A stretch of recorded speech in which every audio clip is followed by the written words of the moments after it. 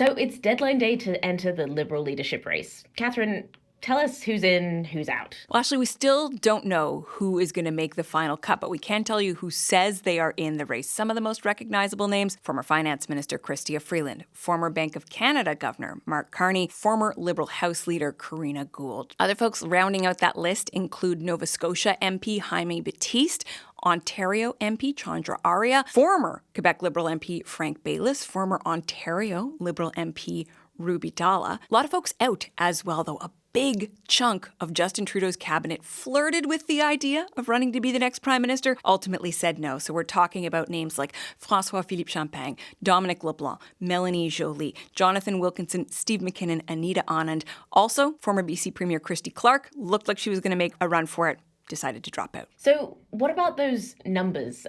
Who's got the edge right now? Yeah, tricky to judge. I mean, going into this competition, this leadership race, Chrystia Freeland certainly had the widest name recognition. Worth noting, though, Mark Carney had that appearance on The Daily Show with Jon Stewart just before he launched his campaign. That's getting a lot of eyeballs, more than 2.5 million views on YouTube. Another way to judge success is endorsements, kind of like bringing in some star power for these politicians.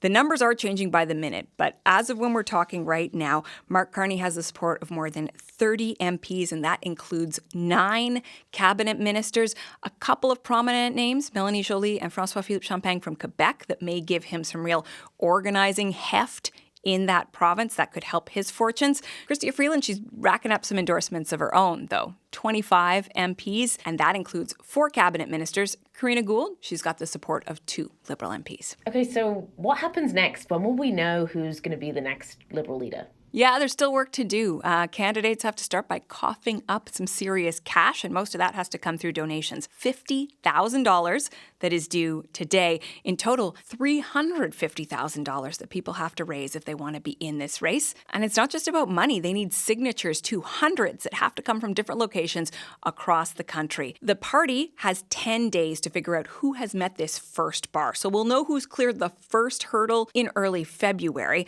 There's also not a lot of time for candidates. I mean, this is a short race. There's not a lot of time to sign up new members. That is where the candidates are focused right now. That deadline is next week. After that, all the effort goes into trying to convince people who are Liberal Party members that they are the one who should win this race. Really, we're talking about something like 100,000, 200,000 people, Liberal Party members, who are going to decide who Canada's next prime minister is, and the clock is ticking. This is all supposed to happen March 9th.